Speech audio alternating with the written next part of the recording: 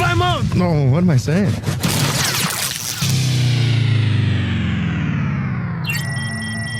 What, this? It's nothing. Really, it's nothing, Ed. It's just, it's just Vocal Minority with Nick and Steve. Have a good time. Make sure your seatbelts are fastened. Okay, you little bastards. The time has come. The moment we've all been waiting for. It's the Vocal Minority with Nick and Steve. Let's go.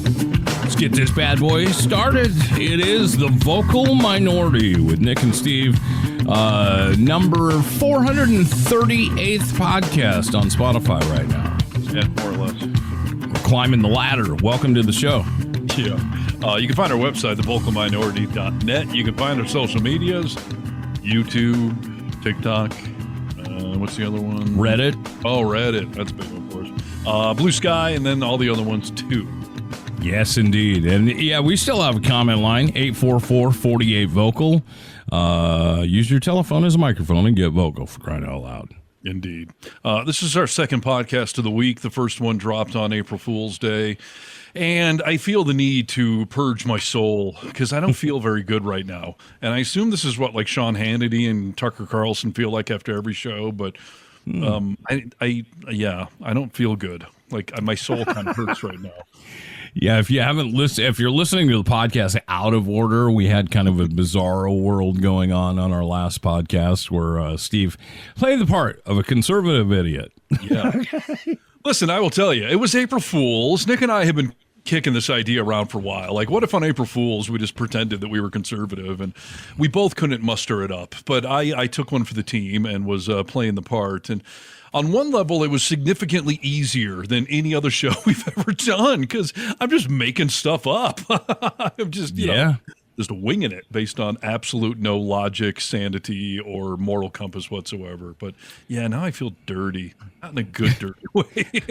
I don't know if it just threw me off because we have a back and forth, as people who agree, or if it just threw me off so bad because someone I love was talking like an idiot, So yeah, I don't know why, but it didn't settle with me very well.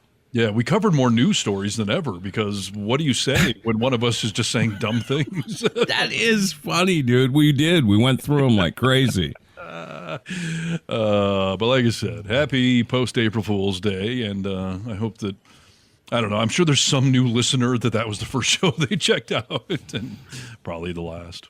I used to have a friend in high school. Every year on April Fool's Day, he would call people's parents, that we went to school with, and they'd answer, and he'd be like, "Your son just died in a car accident."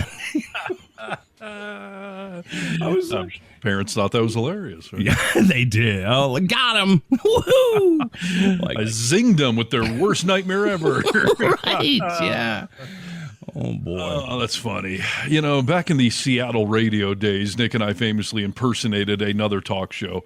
We were all on the same station, and Nick and I were filling in for them one night. And so we decided to go on their show and just say that we were them. And we did these terrible impersonations of what the host sounded like. And as with all things radio, a certain percentage of the audience just believed it, even though we felt it was comically, stupidly over the top. Yeah. A certain amount of the audience just really accepted. I mean, one of us admitted we were gay. I think you admitted you murdered someone as the other host, and all these people were calling and totally fell for it. So completely, dude. Yeah, I don't think people just put a lot of thought into stuff like that. Steve and I worked for Oddities radio station, and the afternoon guy was, this big. His name was Fastlane Phillips. Okay, do you remember when he was doing a remote? And a remote is like when they're out at a car dealership or whatever. We lost connection with him, and I finished the remote for him as him. Do you remember? I don't know that I do remember that, no. And no one knew. Hey, it's Fastlane Phillips, 935. And nobody knew. And I was like, oh, man, did I pull off something so genius? Or are people just stupid? They just tune in. It's supposed to be Fastlane. Oh, that's him. little from column A, a little from column B. It's Orson Welles' The War of the Worlds, the old radio drama where they said that aliens were invading and people started freaking out. Because when the guy on the radio says something, X percentage of people will just believe it. It's just the norms that we come to trust, right? That's right. And after years of doing this, some people, for some reason, have come to trust us. So we have some things to discuss today, but I did get a request from a listener, Nick. They want to hear our input on a dating conundrum that they're in. Interesting, dude. That's, I don't know if I'm qualified. I'll do my best. Well, a good chunk of our shows are about relationships. So whether we're qualified or not, we talk about it a lot. And we're both guys. I think maybe that's part of the perspective they're looking for. But sure, maybe a little bit of my world of having too much dating experience in the last 5 years. So this listener, we'll call her Sonia, and we'll say that she lives in Portland, Maine, East Coaster, thick accent. You know what I mean? How come we can't use a real name? I don't know, actually. I'm just going to protect the innocent. Okay. Here's the thing. So Sonia's in her early 50s, divorced a few years ago, out there in the dating world. And she has a guy, probably give or take 20 years younger than her, who came up to her like in a Starbucks or whatever and started hitting on her. And they exchanged phone numbers. And they've been sending some, texts back and forth. Okay. What's your generic stance on a guy early on in the dating phase sending unsolicited dick pics to a woman? You'll get a decision real quick, right? Because either she's going to be completely into that and you found your person, or she's going to be like, what a creep, I'm out. Right. I'm still waiting for the woman who, for some reason, gets just a straight-up dick pic. Not like the full naked guy or something, just a close-up of a dick who's like, oh, now I'm turned on. Now I'm into this guy. Yeah, look at this wrinkly, veiny worm. Exactly. So beautiful. So I think most normal people would agree that an unsolicited dick pic is probably, a red flag of sorts. But what if he's a gentleman and he asks, hey, can I send you a dick pic? Hold on a second. I've never thought about this, dude. Have you ever sent a dick pic? I believe we've discussed this. There was one occasion where I was in a committed relationship many months into it, and she had asked, okay, I'm horny and low, like, here's a picture of me, you send me a picture of you. So under that setting, in an established relationship, what it was asked for is the only time I have. When you send a dick pic, do you send it hard or softiosis? Oh, geez. I can't imagine sending a softioso one. I don't know what that's going to achieve on any level other than personal embarrassment. Yeah, I guess I've never thought about it. I mean, I think that I have got some pictures that, from a committed relationship. But I didn't put a lot of thought into, like, do you get the right angle? Do you get the right lighting? Like in my case, it was just like, what's up? It was just a selfie. I can't imagine just taking a picture of my peanut. Yeah, like a selfie. You want to get a good up angle. Otherwise, it looks fat from down below. Although maybe you want it to look fat. Maybe that's the better angle for that. I don't know. But no, I mean, my general rule of thumb is you're a freaking creepy guy if you're sending dick pics, period. I don't know that asking permission really makes it that much better. This is what Louis C.K. kind of did when he was jerking off in front of women. But he was like, but I asked them first if it was okay. And they were like, yeah, I think so. And so he did it. But yeah. I don't want to be overly judgmental because everyone's got their kink, but I don't understand what the get off factor is on, like, do you mind if I send you a dick pic? Like, what does that do for you? That's a great question. If it's getting you excited to send a dick pic, like, I don't know what that does say about you. Nothing good, I don't think. Right, yeah. I guess the goal or the hope is you'll get something hot back, but I don't know. What's more creepy? To say, well, can I send you a dick pic and hope you're going to get something in return? Or just say, hey, can you send me a naked picture of you? I'm going to leave my Johnson out of this for phase one here. You know what? If I had to get this ball rolling, I think the way I would ask is like, hey, you want to exchange some pics? Maybe that's how I would ask. I don't think I would say, like, I'll send you a picture of my dick if you send me a picture of your poon or your tits.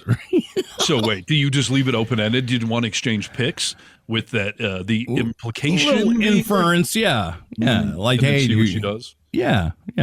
Interesting. Is this girl Sonia? Is she into this or creeped out? Well, that's the big debate.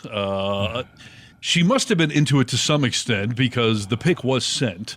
And she acknowledged, like, yeah, it's a dick. Like, I'm not totally sure what to do with this. I don't know that she sent anything back. Okay. I do know that she's heavily on the fence of what to do with this younger guy. Boy, there's so many factors here. I mean, if you're just looking to have fun, like, I don't know, go have fun. I mean, but if you're looking to be back into a relationship or whatever, 9 times out of 10, that's not going to work out, So I don't know. I would say 11 times out of 10, it's not going to work out if you're looking for a relationship and there's any solicited or unsolicited dick pic thing going on here. Yeah. Listen, I would say it's a pretty safe bet. It's a gigantic freaking red flag that unsolicited or solicited. Okay. Now, like you just said, though, I think you did nail it on the head that, listen, if you're a woman in your early 50s and you got some MILF hunter in his 30s looking to just ravage you, like if you just want to have some crazy sex or whatever, then hell, go for it. Like no one's judging you. Like you know what you're getting into, and then that's fair and fine. But if you're looking for a relationship, gigantic freaking red flag. Yeah. And don't get it twisted. I mean, if you walk into this, you have to walk in just for, I want to go have fun and screw, but don't get attached after you screw and think, well, maybe. Like, no, this will not turn into anything good. Right. Can you ever envision telling your children, how'd you meet Mom and Dad? Well, he sent me a dick pic, and it was just love at first sight. So. Yeah, love at first bite, dude. I just don't understand sending the peanut, dude. I mean, well, like we've talked about on this program so many times, like I'm obviously heterosexual. Women, you have beautiful bodies. Right. And I don't. I mean, at my peak physical good condition, I think it was fine to look at, but there was nothing like, wow, look at the curve, look at the way, it's just different. Listen, if you appreciate a nice male body and you want to take some sort of full body, like naked, like here's me entirely naked, I can see maybe there's some logic to that. Sure. But just a close up on that wrinkly little cucumber there, like I don't get it. And Kennedy and I were discussing this, and I made that point that for better or for worse, a woman's body is a work of art, and men's body are not. It's very utilitarian, and unless you are Fabio, you're some sculpted, Adonis, then no. Like, even if we know how to use our bodies correctly, I don't know that they're just objects of beauty.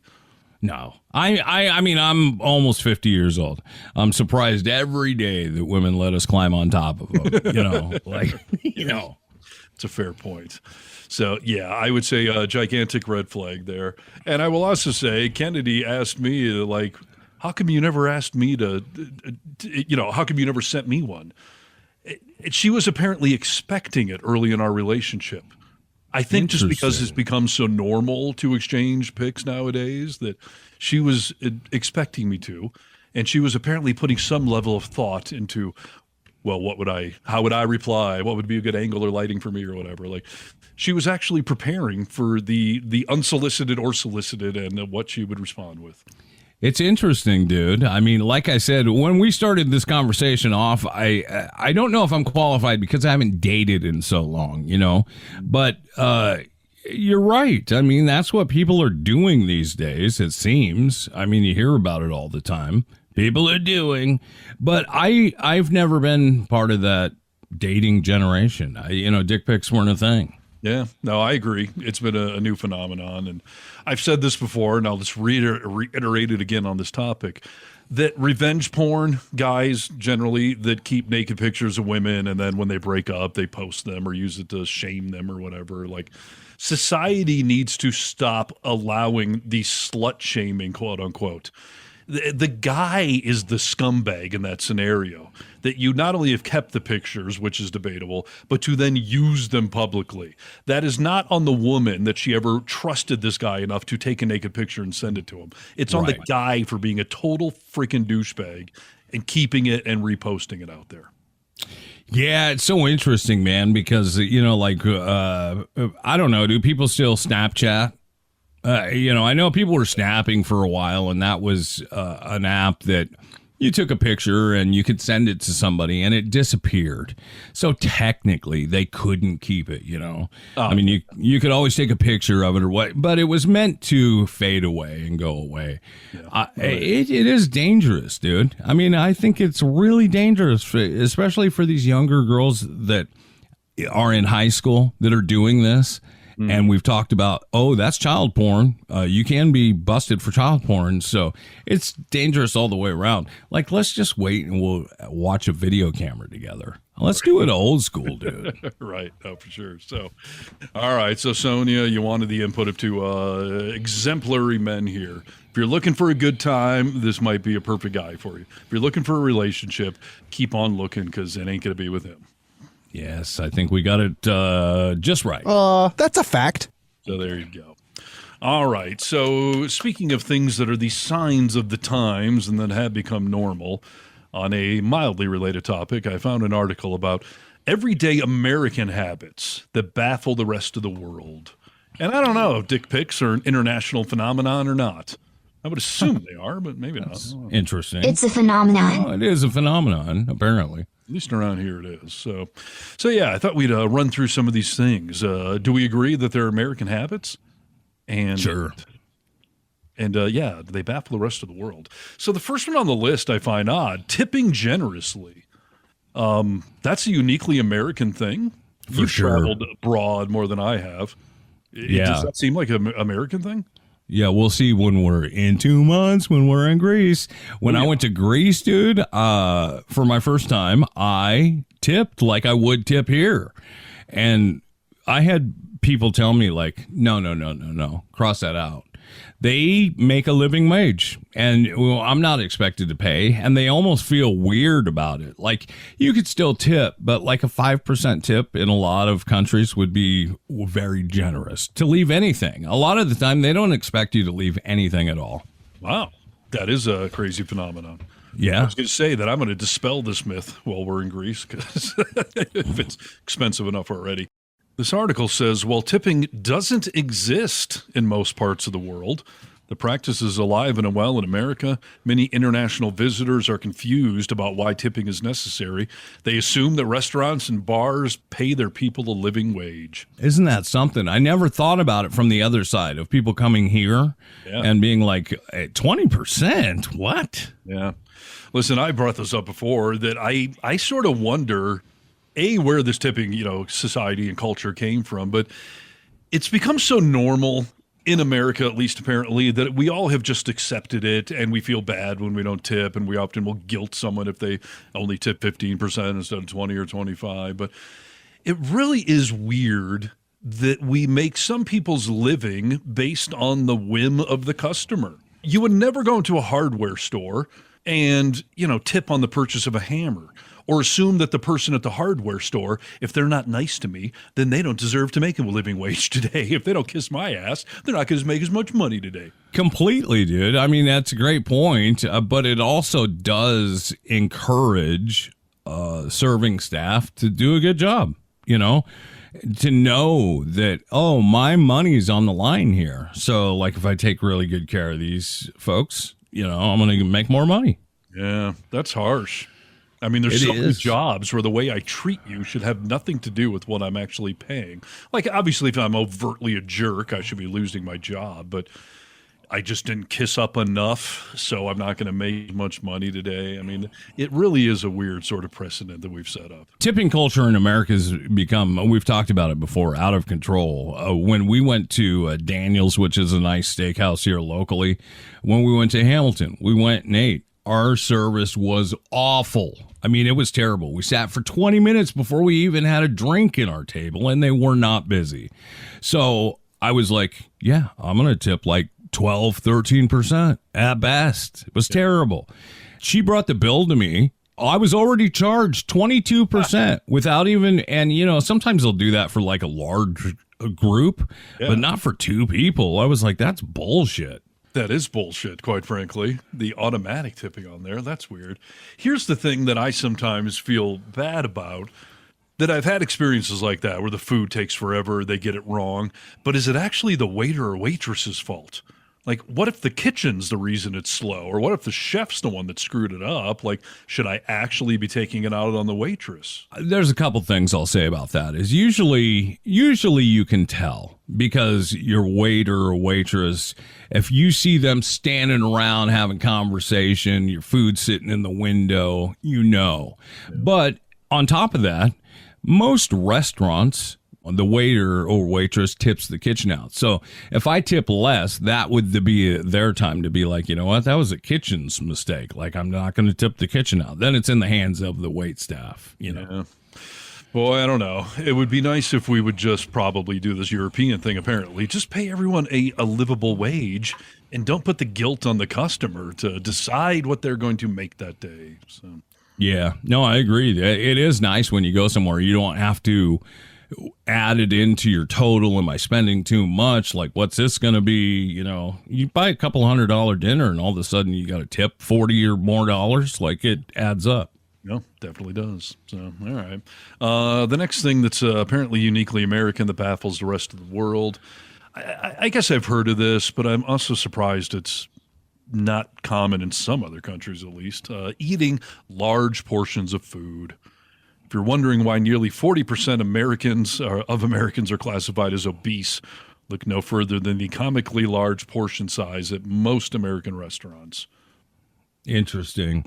Yeah, I mean, I won't say that there aren't places I've gone in other countries where I still get a big portion, but I have been to a lot of places, like in Spain. They do a lot of tapas, and it's smaller plates, and it's kind of shared around the table, and portions aren't nearly as big, and they're usually a lot healthier. I mean, come on, dude. Have you ever been to Claim Jumper? Yeah. What the fuck are we doing here? Like, my plate weighs 30 pounds and you don't think you're going to gain weight from that? Yeah, that's fair. I mean, there are some restaurants that certainly go comically large with it. I mean, the tapas, I almost thought that was designed to be like appetizer size. Like, it's supposed to be the warm-up to the meal and not the actual meal. It is in America, but and I suppose it is in Spain too. I mean, we still ate a meal, but a lot of the time people will just sit around and have tapas and share them with each other, and they're just smaller plates because eating in other countries is much more social than it is here in America. And I'm not saying we don't socially eat, but it's much more, in Spain, 10 o'clock, we go to dinner at 10. And a lot of the time, people will sit there and talk and have wine until 2 or 3 in the morning. Kids are running around. Right. You were in Germany. I imagine Germans just serving up a big plate of Wiener Schnitzel and sausage or whatever. What were the portions like in Germany? They were good. They weren't overly large, though. Okay. Which came first, the chicken or the egg?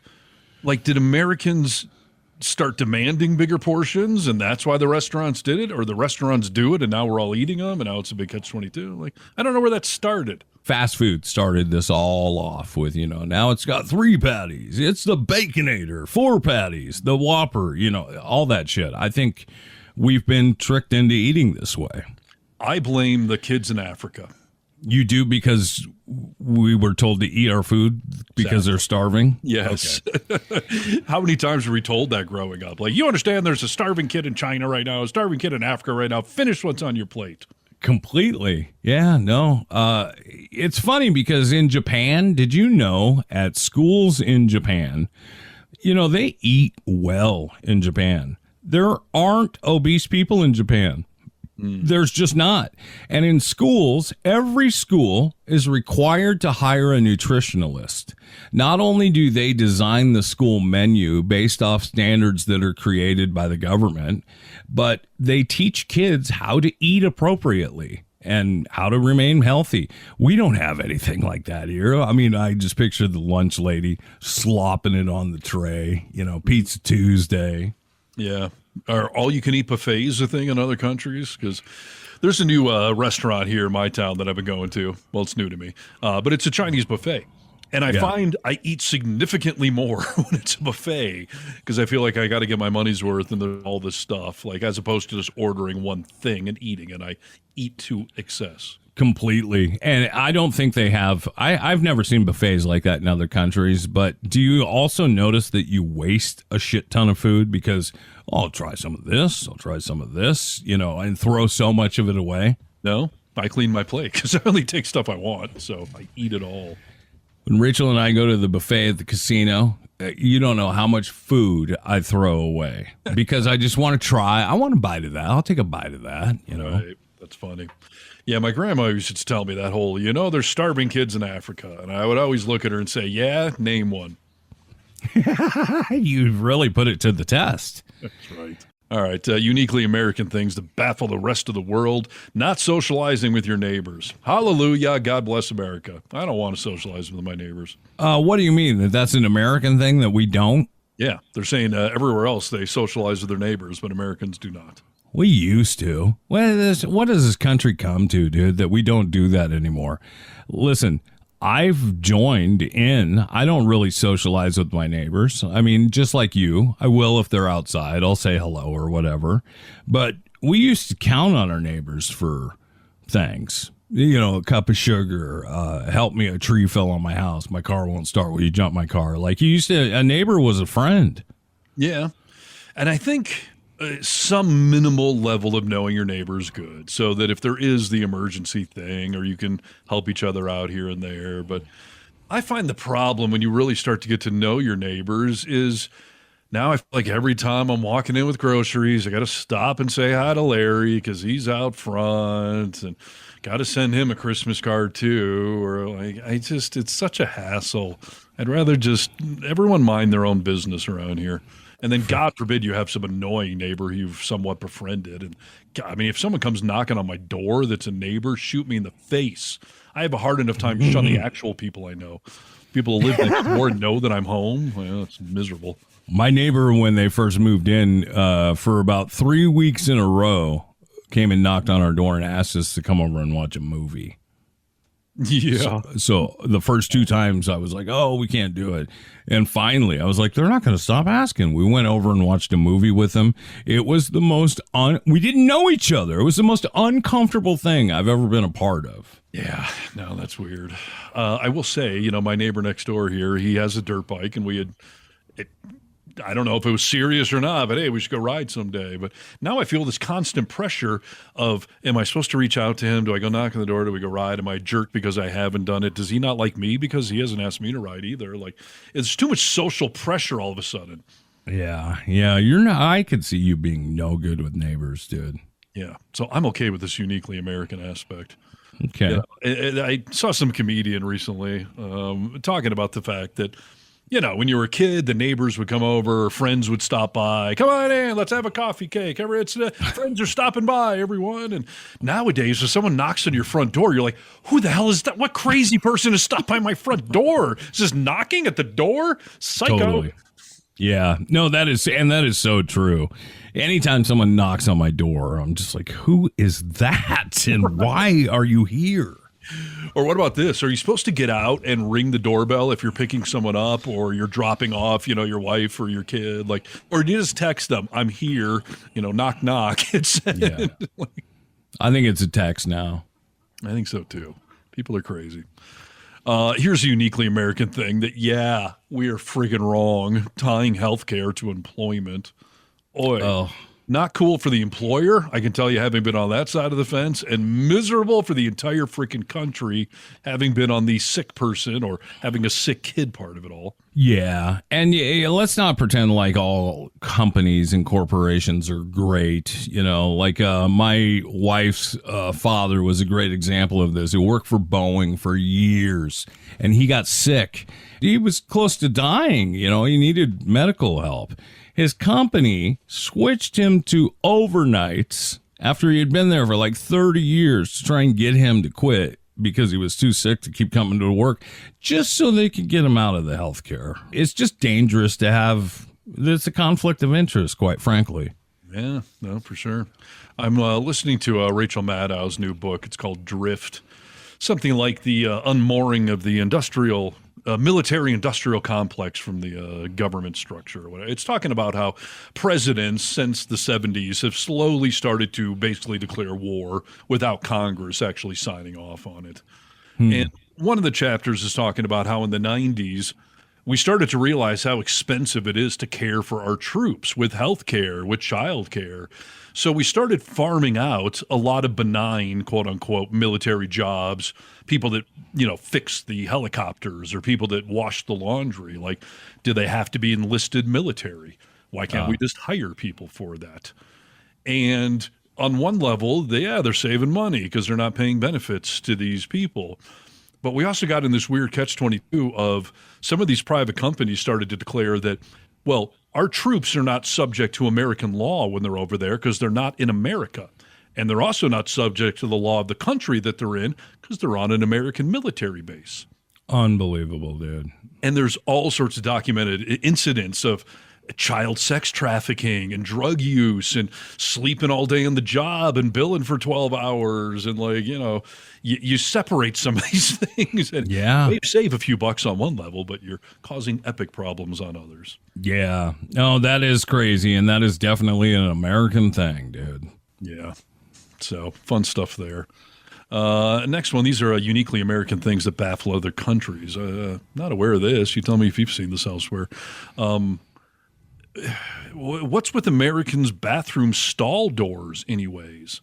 Yeah. Europeans are intrigued at best and mortified at worst when they visit and use American public restrooms that there are the gaps between the stall doors and the opposite of private, especially compared to European stalls, offering complete privacy when doing your business.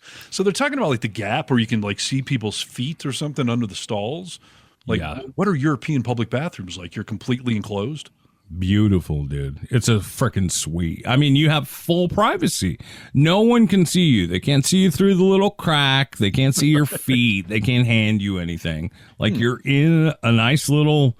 It's still about the same size of our stalls, but they're just floor to ceiling, nice door that locks, not latches. And yeah, I mean, I know we could only speak for Europe because I've seen them in Europe, but I know that like in some other countries that they're even worse. Like there's no doors at all or, even half walls. It's just holes in the ground that you try and balance over, but yeah, Europe has nice, great toilets, dude.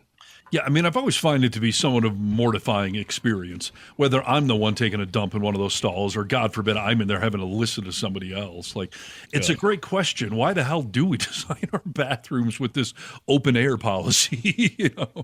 I don't know if it was a cost-saving measure, like, if we only build 3/4 of the wall. But yeah, it is weird. Yeah, how vulnerable do you feel? First of all, I don't like to poop unless I'm at my house or your house. I don't want to poop in public. So those doors are always, the crack. I don't want people looking at me, and I just feel vulnerable in there. I don't know why they make bathrooms the way they do in America. So does that mean in Europe, when you have a secret discussion in the bathroom, you don't have to look under the stall door for feet? They're they're locked away, so who cares who's in there? I mean, you could kind of go check the doors, I suppose. And I also even think that, I think I don't remember where, somewhere in Europe, they have little light bulbs at the top. If it's green, the door is, no one's in there. If it's red, someone's in there and it's locked, so don't even bother trying. It's like the on-air lights we have at radio stations. If the lights are on, don't come in here. Yeah, exactly. Interesting.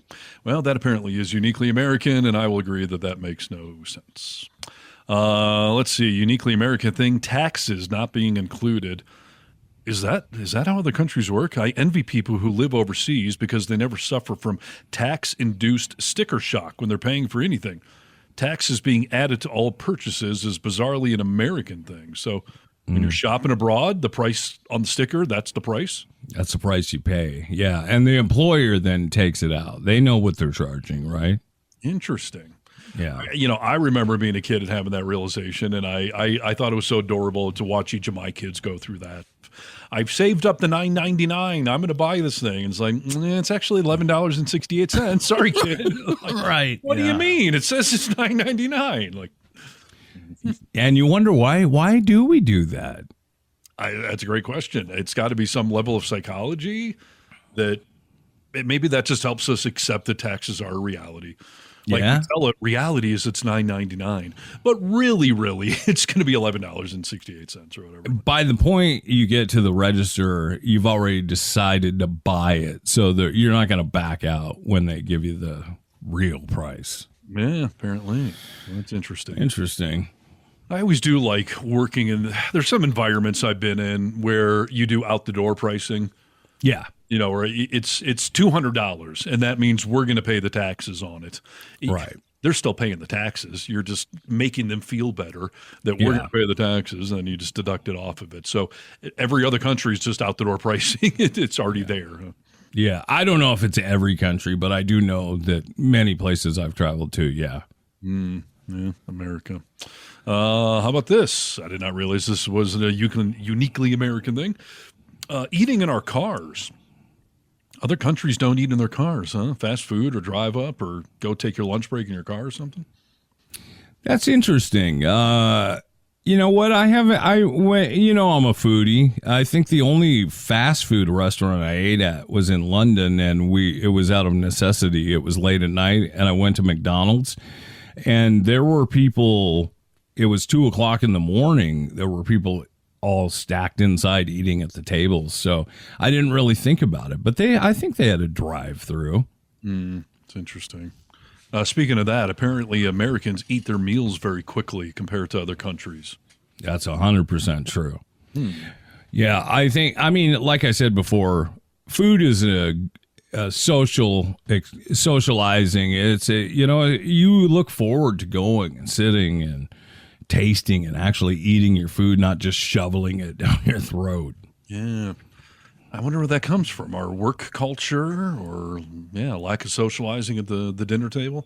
Yeah, I think probably a little bit of both. I mean, it all checks out. It all makes sense why we're doing that.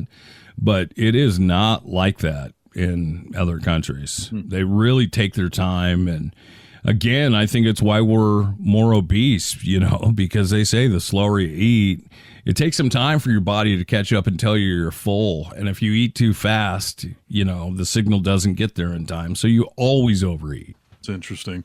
I'm always the last to leave the dinner table. I eat slowly. And it's not because I'm European at heart or something and I want to socialize. Like, I have a bad habit of choking and I don't want to die. So I tend to just chew thoroughly and try to make sure I swallow correctly so that I don't die. Interesting. I didn't know that about you. I eat slow too. I'm always the last. In fact, a lot of the time I'll get left at the table. People will just be off doing shit, and I'm just there like, thanks, guys. Appreciate it. It's a common occurrence in my life. I've gotten to the point where I'll tell Kennedy or my kids, or whatever, like, you don't have to wait for me. Like, I know I eat slowly. And if I'm ever talking, that slows me down even further. But the other day we were out when I was visiting my dad. Like, there was 4 of us at the table, and I'm halfway through my meal, and everyone else is done. Then I feel the pressure of like, well, crap, I got to catch up now. That's where I am. So, why do you choke? You ever almost died? Yes, I have something. I think it's called aphasia. I'd have to look it up to make sure that's right, but I have like a narrow gap there or something at the top of my throat. So if I don't chew thoroughly, and anything that's like string cheese, like mozzarella on a pizza or something, in a restaurant in Seattle, I choked on mozzarella cheese off a pizza, and had to like bend over the top. Like, I've learned how to essentially do the Heimlich on myself. You have? Yes. Because there was once or twice where I truly stopped breathing and I essentially, bend over and just kind of start like, shove it on my chest and like, try to force it out. But my kids have seen this happen. Kennedy's seen it happen once already, where I will just do this weird motion where I feel something getting stuck and I just bend forward and I start like jerking my head and I can like a bird trying to regurgitate to the baby. Like I just physically get it out there. So that's terrifying. A little bit. Yeah. And I've told the story before. I don't know if on the show or not, but in Neo, when they were a baby, 1 year old, like they started choking.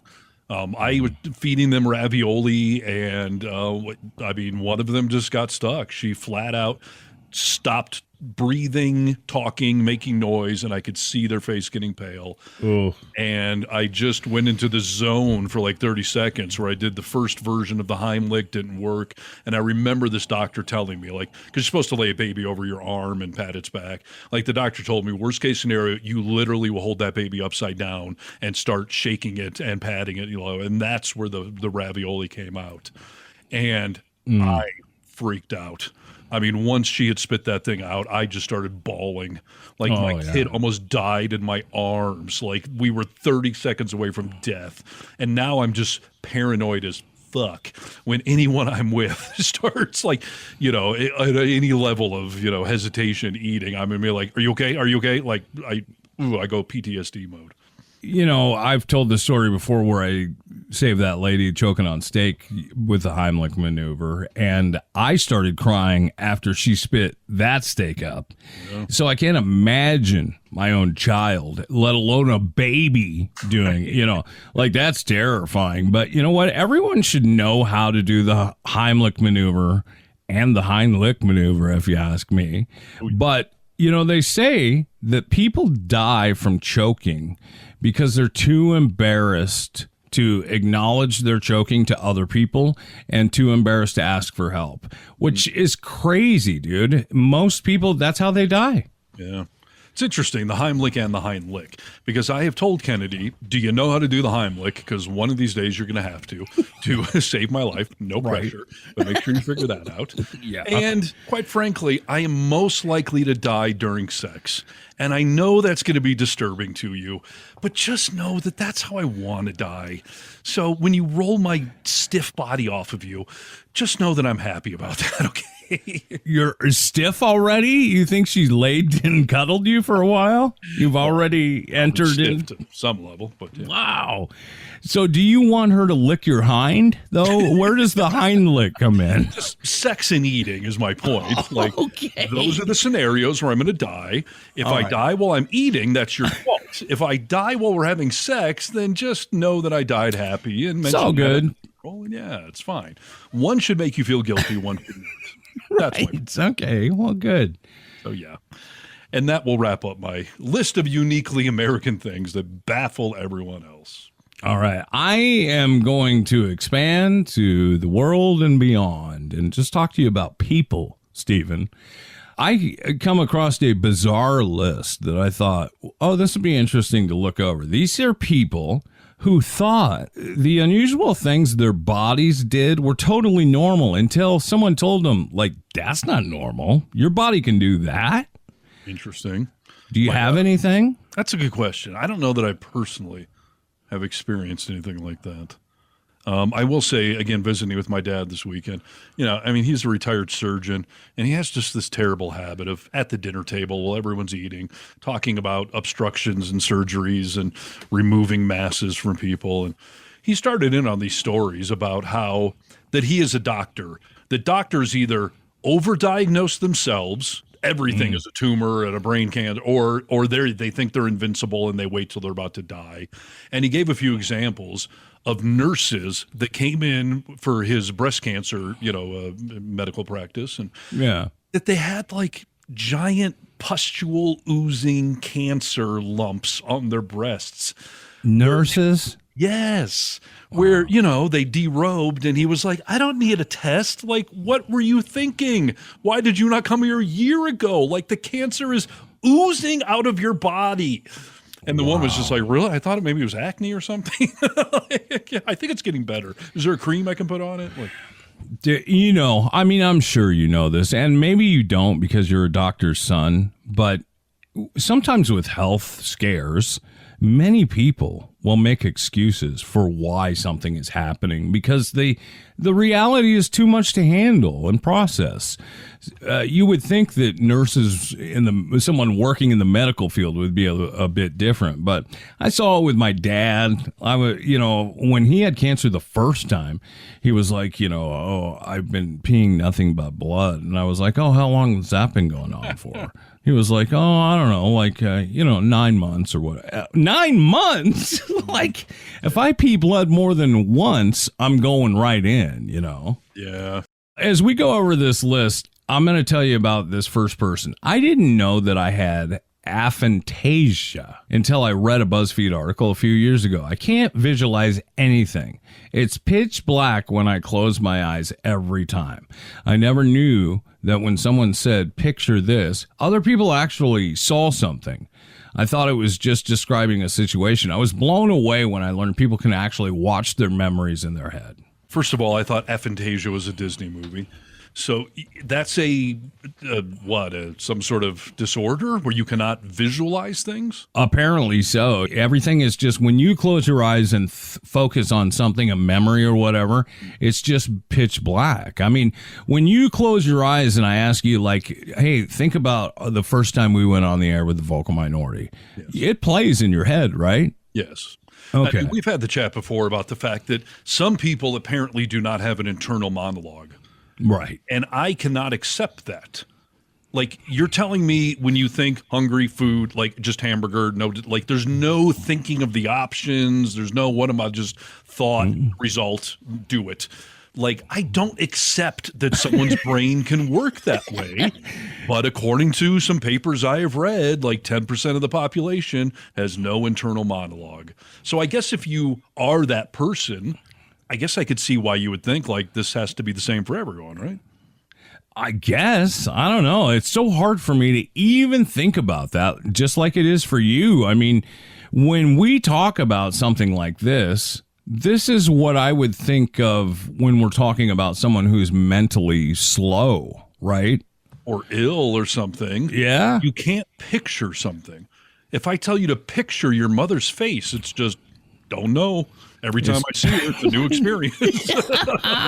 It's just a black screen in their head. I think that's real. How could that be? Literally, how do you recognize anyone then? Like, there's Nick. How would you know that that's Nick? You couldn't. That makes no sense. I think it's like I think you're kind of just like a robot, dude. Where when you're hungry, you just walk over and start eating something. I don't know. It's weird. I mean, they say that's how some animals' brain works. Just very, hungry food, hunt kill. Yeah. Like there's just it's just one thought to the next immediately. Like I understand if you have some very simple brain that maybe that makes sense. But yeah, you can't picture anything. So, and I don't know how you would even start to figure that out. It's like describing a color to a blind person. Like, how do you know you don't see anything? How do you know that what I'm saying I envision is not what you just picture black. I don't. That's weird. Yeah, it's a strange concept. These are all people that have things going on with their bodies they thought were normal until someone was like, that's not normal. Sometimes when I look at an object, I see it completely out of proportion. Like a gigantic spoon, for instance. It used to cause me terrible anxiety when I was a kid, and no one would understand. Flash forward to a couple of years ago, I found out that what I have is known as Alice in Wonderland syndrome. Basically, there's a miscommunication between my cornea and my brain that causes this. As an adult, it's easy to just breathe through it until it goes back to normal, as it only lasts a few seconds. But as a kid, it was a complete nightmare. I will tell you, Kennedy has brought something up. It sounds either exactly what that is or very close to it. She had told me that she does not have the ability to gauge the size of something. Like, will this chunk of cheese fit into that piece of Tupperware? Like, her brain, she says, really can't gauge the size of something relative to another object. Which one's bigger or smaller? Which one would fit into the other? That is so interesting to me. And you wonder is it something like this where it's actually a syndrome, or is it that she didn't do that when she was a baby, where, you know, like put the star in the hole, you know, why? That's interesting. Again, like, I just have a hard time engaging that. Like, I don't know, like, what's a yard and what's 2 feet? Like, I can see there's some level of, like, I was off on my guesstimation, but Sure. she claims that she really has, like, this straight up block. I just cannot gauge that. So she does trial and error. And obviously, I don't think she's insane or anything, although she has been with me for over a year now. So maybe she's got something going on, dude. Yeah. I mean, this is, she would be a terrible mover, you know, like she's. That's interesting. These are all people that thought these strange things about their bodies were normal until someone said that's not normal. When I was in 3rd grade, there was a lump behind my front upper tooth. They assured me it was an abscess. They put me on antibiotics, waited a week, and then lanced it. It turned out to be full of tiny teeth. They look like squirrel teeth to me. They saved a bunch of them and then put 3 stitches in my gum because of the tiny teeth and stitches. I got a whole $5 from the tooth fairy. They show an x-ray of this, and yeah, I mean, there's her teeth, and then she's got a pocket of just like all these tiny little teeth. What in the holy hell are you talking about? That sounds like a freaking nightmare horror movie. Of course you didn't think that was a thing, because it's not a thing. It shouldn't be. That's horrifying. Thought everyone had tiny little teeth. Tiny little teeth embedded in your gums? Yes. What's the science behind that atrocity? Ugh. I don't know. See if you think this is normal. This person did, and someone said, no, it's not. I couldn't breathe through my nose for most of my life. I always assumed that this was normal and that everyone who talked about breathing through their nose was lying or exaggerating. I got a CPAP in my late 20s, and as a side effect, my nasal passages finally opened up. My ENT said, that's weird, but not unprecedented. What, he had a crayon shoved up there his whole life or something? Or just naturally his nasal cavity was not open? Just the way God made him, apparently, yeah. And he thought it was normal. Like, people were lying when they were like, breathe in through your nose. Oh, now, interesting. There's a classic Simpsons where Homer gets his head x-rayed and he's got a crayon shoved in his brain because when he was a little kid, he tried to see how many crayons he could put up his nose, and he sneezed, and he was like, I think they all came out, but one of them was stuck in his brain his whole life. And they took the crayon out. It turns out he was a genius. So, but boy, I mean, I guess that's all things relative. If your nose never worked, then I guess I could see why you would just think that that's some expression, you know, breathe in through the nose and out through the mouth. But if you can't breathe through your nose, does that mean you can't smell? That's a great question. Maybe the first time you went to some 80s cocaine party and realized it all just falls back out. Like, this doesn't work. This has to be wrong. Well, I don't know what kind of an abnormality that is, but yeah. I mean, I don't breathe through my nose well, and I can tell you it sucks. So. I never used to, and it's funny that they mention a CPAP machine because now when I sleep, I can only breathe through my nose, and it has opened up a whole new way of breathing for me. This person says, when I'm exhausted and need to sleep, I hear a loud knocking sound like someone's at the door. No one else ever hears it, and now I just associate it with needing rest. It only happens when I'm overly tired and need to sleep. Wow. Or when the voices tell me to murder someone, I hear the knocking, knocking. That's freaky. You know, like, oh, gosh, I guess it's time for bed. You know, I hear the knock. Right. Isn't that the Telltale Heart or whatever, the Edgar Allan Poe thing where I hear the crow, the thumping, and thinks he's going insane. And yeah, so what is there a medical disorder that causes your brain to knock when you're tired? Is that the point of this? I mean, if not, if there is, it doesn't say it in this article, but it was just something that he thought that's how everybody knew they were tired. You know, when you hear knocking. And then it took somebody saying like, no, I don't hear that. Like normal people don't hear that. It's the Sandman at the door. It's time for sleepy. I would love to know what the hell that actually was, but if this is how you were born and grew up, then of course you think it's normal. But He never mentioned that to anyone, huh? Like, hey, are you getting tired? Do you hear the knocking? No one ever mentioned that was weird. I mean, he finally did. That's what this whole article is about. Like, he finally said it to someone, and they were like, "That's not normal." Yeah, well, that's interesting. These are all things people thought were normal about their bodies until they found out they weren't. It was years and years before I found out the reason other people can gulp soda is because most don't experience a serious burning sensation when they drink it. I can only sip carbonated drinks very slowly because they burn all the way down into my stomach. Obviously, I don't drink a lot of soda. I thought that people in ads where they chug Coke were drinking colored water because no one can actually chug soda. Interesting. I mean, I know that sensation, and I think it feels kind of good, actually. I always remember chugging a cold Mountain Dew and thought that was, phenomenal, but it actually burns. That's odd. Yeah, it doesn't sound nice, right? You may have gonorrhea of the mouth and throat and everything if it's burning when you drink. Yes.